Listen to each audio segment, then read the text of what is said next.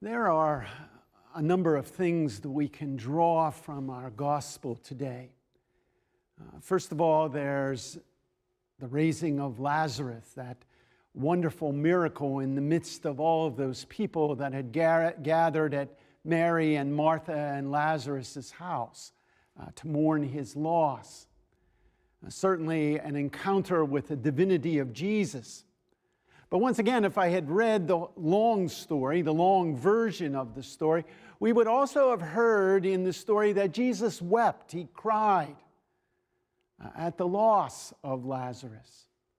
So we see his divinity, but we also see his humanness.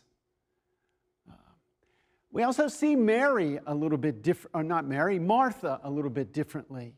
You know, when last we encountered Martha, she was complaining about her sister Mary. Mary wasn't doing any of the work, and there was Martha always rushing around. And she's sort of told by Jesus to settle down. Well, today we see a whole different Martha. She meets Jesus as he comes into town.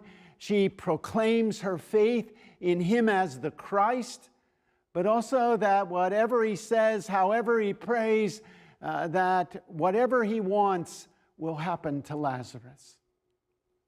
So a lot of things going on in our gospel today, and I think it fits together with the journey that we have taken.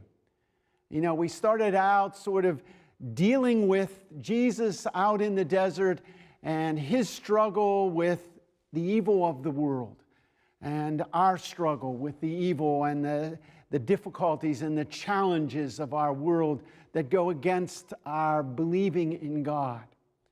Then we got to see Jesus in all his humanity and divinity up on the mountain. And then we encountered the woman at the well.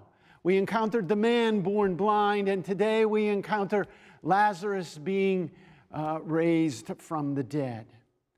And I think there's a commonality in all of these, that everyone who seems to be touched by Jesus goes on to become a proclaimer. Martha is a proclaimer of the word. The woman at the well is a proclaimer of the word. The blind man goes off inspired by the Spirit of God. And in our readings today, we hear that all through our history, God is trying to infuse that Spirit in us. And so maybe as we sort of bring a close to our Lenten journey, after all, this is the last full week of Lent, that we have the opportunity to pause and say, what have we learned? What have we encountered about ourselves? What have we encountered about others? What have we encountered about the world in this journey of Lent? And do we see differently?